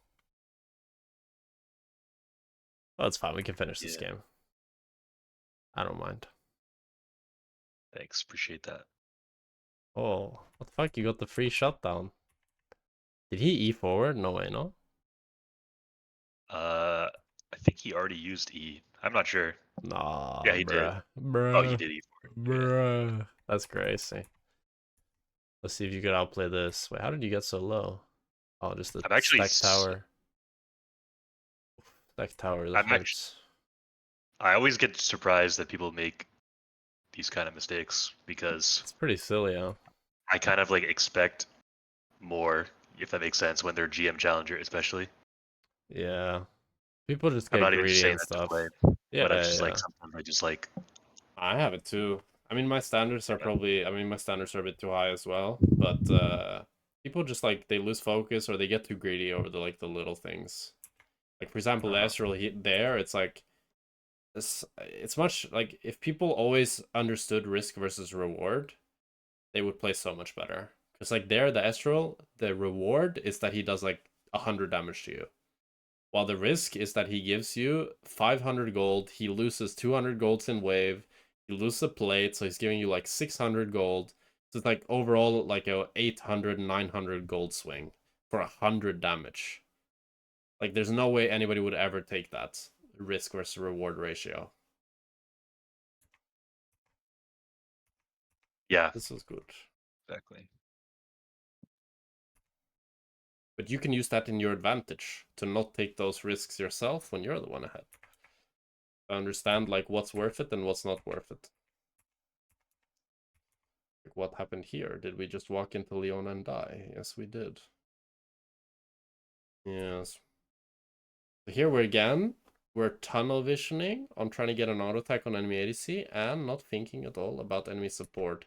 While once you become better, what we will see is that once you see the Leona clicking like this, you click like this and you click away from the Leona and you're gonna be mega chilling. Yeah. So I was thinking that maybe I think what I came my conclusion after that play was wondering if I could E towards Ezreal and E the Leona at the same time. Is that a thing? Is that possible? Or I think from this angle, it's not. You'd have to only eat the Leona direction. so she'd have to be coming directly at me, right? Or else Yeah, it if she's doesn't coming work. from like Okay. the astral angle, then I think you could. But from this angle, you have to E like this. But anyways, it's better to I think just dodge the Leona than try to E it. Actually, I mean, since you have 4 minions, it's fine. I think if you E her and you try to do a short trade on her. If you Maybe it's didn't a. have, I was gonna say maybe it's like a risk reward thing because I'm like trying to make some montage play when it's not even gonna work because Ezra's at his tower. I mean, I think it's I don't fine know. because like you could get a decent trade on Leona. I don't think it's like crazy good. I think probably it's better to just base, to be honest. Even though you don't have BT, it's just... I mean, actually, the next wave is a normal wave. Yeah, you should stay one more wave, and then you have BT. But I don't like it that much, because as you said, yeah, I don't think you're gonna kill the Leona, and if you fuck it up, you just die. But I do think it's not bad, because it's not that hard to cancel Leona E with your E. But it's also fine to just play more to dodge the Leona. But the biggest thing is like, regardless of which, if you choose to either E the Leona E or to dodge the Leona E, I don't care. I'm happy. Because the point that I want you to internalize and to work on is just to space the enemy support more and think more about their CC. So if you're thinking about it and you're thinking like, okay, Leona's gonna try to E me here, like the biggest thing is just your eyes. Right now, your eyes are only on the Ezreal, probably. But we want to get your eyes on the Leona as well, or whatever support they have, and you to be thinking about them wanting to engage on you and how you're going to counteract it. Because once you do that, you're going to see big, big leaps. Yeah, I agree.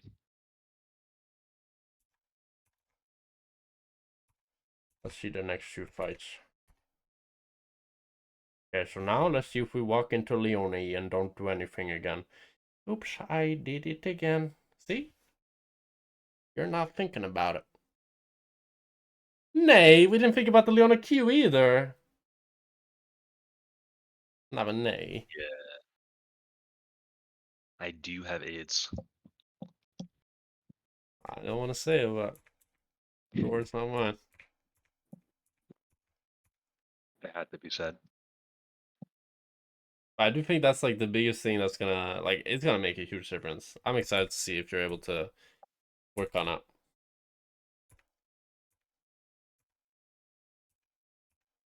Yeah, I'm just so bloodthirsty and dumb. Yeah, I and feel it's good like that you're bloodthirsty. I think that's a good attribute to have, especially when you play Draven. That's why we like. I think once we start working this, you'll see like huge progress, and you'll really feel the difference once you get good at spacing the enemy support and countering their engage and thinking more about it. You're getting fucked right now. Oj, oj, oj. This Leona's making fun of you. Try to move challenge Leona Impossible Edition. Okay, this one was kind of funny though. Yeah, nice champ. I mean, I shouldn't have walked up, obviously, but Yeah. I mean, now it's obvious. But I mean, yeah, I thought to myself, like, even if Leona's, I think I remember thinking that even if Leona's here, I just walk away. But Yeah. I mean, this one is also a bit silly though. Speaking of risk versus reward, if you take the ward from here, practically no risk whatsoever, but the same reward, as in you kill the ward exactly the same amount of time. While if you take the ward from here, mucho risk, no reward change. oh yeah, for sure. That's something to think about as well. Yeah, it's kind of like just thinking about just the optimal place to stand, Yeah. right? Like, A lot of the time you can take like you can get the same thing. This is like especially with like mid waves, right? Or just in waves in general. Like you can take a wave depending on where you stand. It's like how risky it is to take it. Like if you're taking it super far back, you're taking the same 6 minions. That's not changing. But there's barely any risk involved because you're so far away that nobody can go on you. While if you're melee range on every single fucking creep, yeah, you're taking the same 6 minions, but you're probably in a hell of a lot more risk.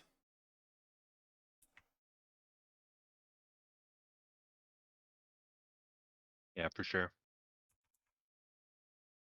That's why I always tell people to hover to one side that they have vision on and never to stand in the middle of the lane. Because if you stand in the middle of the lane, you're not safe from really either side. Oh shit, well, we're gonna die here, aren't we? Oi, oi, oi, oi, oi. Is this a 15 or 20 minute? What happened with the standing there? Wait, was I in the middle? Wait. In this? No, you were hovering the left side, but you should be hugging the right side. Because you Oh, don't okay. know if somebody's can come. Like, if you're on the right side here, nobody can go on you, right? Like, Right. nobody can flank you from the left, at least. It's very hard. While if you're here, everybody can flank you from the left. Yeah, there's like no point in standing to the left, right? Like Yeah. over the right. And, Yeah. like, the only point would be standing to the left is if your Nautilus is to the left and you want to bait Yone to go there. Uh-huh. Fortunately, it was the Leona that was there.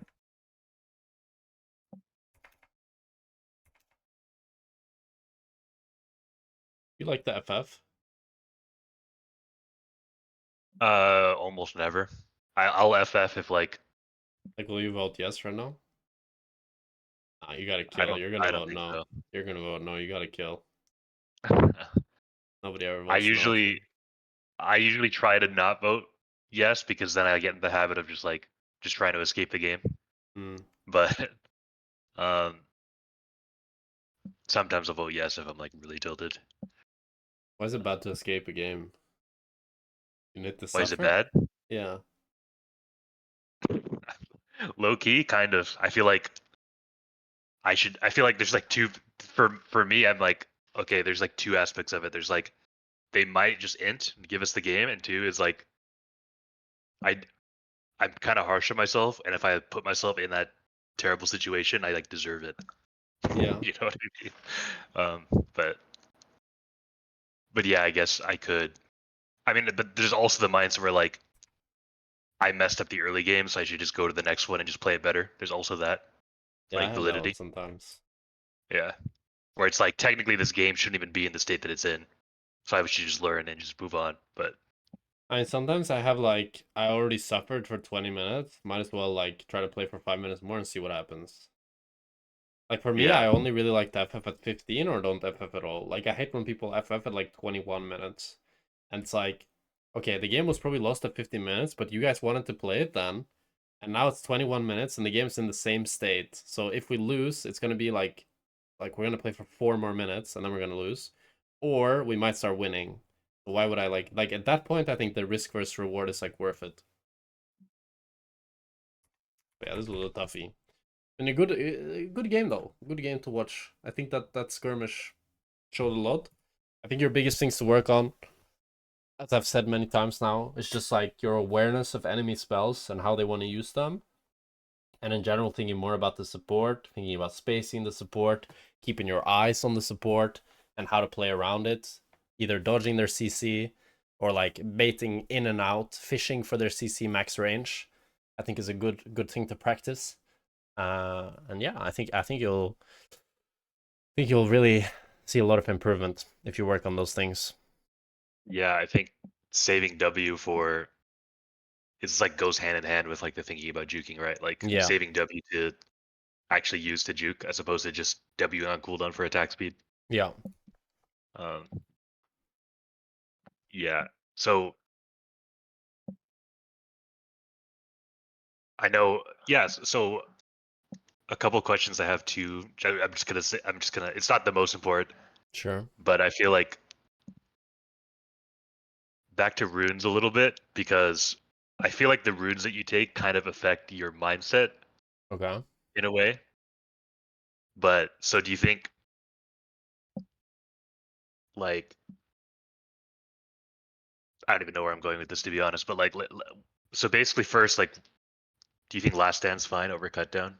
And like Yeah, I because I think feel last like stand on Draven is good, yeah. I mean, it's kind of anti synergy with BT, but I think it's good. So maybe with BT, I would go 2 or cut down, to be honest. But in general, I used to always go last stand on Draven. But I think maybe you have more placebo around runes than anything if you feel like it changes your playstyle. I've never felt like I feel like major runes change your playstyle, but like minor ones, I don't feel like it. Like, have you ever gone low thinking, oh, I want to proc my last stand?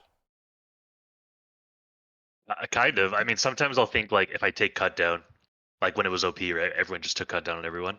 Yeah. Like I'll think that like, oh, this all in if I had last stand I would have won. Like I'll think that Yeah. like maybe I should be playing to trade more or whatever. I don't know if it's like Yeah, I think it's then just, not very. I don't know. that's It's just a not. bad thing to think about, I guess. Yeah. Yeah, Okay. it's like I don't know. Uh, Maybe it's true. Maybe the trade would have looked a bit different, but at the end of the day, there's probably like if a trade goes bad, there's probably something else gameplay related that would be more important to focus on. Like there's only so much space in your brain you have. I would try to eliminate the things that are like maybe they're a tiny bit useful, but they're not that useful, and I would just think about what's most useful for you. yeah. And then another question I have regarding, I guess it's like a champion pool related question with regards to like, so I've been liking playing Twitch secondary, Yeah. but I think there's like two issues with Twitch. One is like, I feel like while he's like a good solo queue effective champ, but he's also like bad at the same time, right? Because he's like pretty weak in lane. Mm-hmm. So like, and I feel like he also, do you think it's fine if like, I guess I'm not really that worried about this, but I just want to hear your thoughts on it. Is like, if you improve on something that like is kind of cheesy, or you climb with something cheesy, like does that affect your? I guess it's unavoidable, but does it affect your like holistic, understanding of the game like by too much? I I guess mean, if you were to one trick Twitch, you would learn a lot of Twitch related things that would maybe not be as useful for other champions. Yes, for example, when I was a Draven one trick and I started playing other champions, I struggled for a while and I was challenger on Draven, but I wasn't able to get challenger on other champs until like it took me a year or something to get challenger not playing Draven. But when you're playing it like third, it's your third most played, then I don't think you're gonna have that problem at all. I think probably the more of the bad habits you have are from playing Draven, probably. yeah, I feel like yeah. So basically it's like unavoidable, which is like fine. Like you're gonna get habits from your main champ that are Yeah, bad. it's Like unavoidable, but it's like as long as you just recognize what they are. For example, for me with Draven, my one of my bad habits was when I was playing other champs was I tried to fight every game level 1 to 2. And with certain champions, that's just not good to do because you're weak level 1 to 2. And also the way you fight on most champions other than Draven level 1 to 2 is quite different. You take like short trades, you do one auto here and there. While with Draven, it's like if you can get an all-in level 1 to 2, you're always happy, right? But on a lot of other ADCs, that's not how you want to play at all. So it's mostly just about understanding the champ you're playing, to be honest. And understanding their win cons, when they're strong, when you want to fight, how you want to fight. Yeah. Okay. I guess it's like, yeah, play to my champ, and then it's just like inevitable to get mad at. Like I feel like I used to be the ADC back in the day that would like hate playing versus Draven before I played him, and I would just ban him every game. Mm-hmm. I'd be like, wow, these Draven players are brain dead, just running at me, running through all my skill shots, just trying to stat check, and I just like become who I hate, Yeah. from playing champ. So like it just happens, I guess. But yeah, I guess I just wanted your thoughts on it because like I used to struggle with like, should I be playing champs that give me holistic understanding or whatever, however you want to say it, but it's That's fine. cap. No champ gives you that. Don't worry about that. You're playing All three, right. four champs, and you're gonna get that doing that. So don't worry about that. Okay. Yeah, I just wanted to confirm. I'll still focus on what we talked about, but Mm-hmm. just wanted to get that out of the way. Yep. Right. Then I wish you the best of luck in your climb, my friend. Thanks. And I'm wondering, so are you gonna send the recording or how does that work? Yeah, I'll upload it to YouTube and send it to you. Okay, sounds good. Also, are you fine with it being uploaded like publicly to the second channel or no? Yeah, should be fine. I don't see why not. Okay, sure. I'll Yep. yeah. I thank you. Bye bye. Yep. Thank you. Bye bye.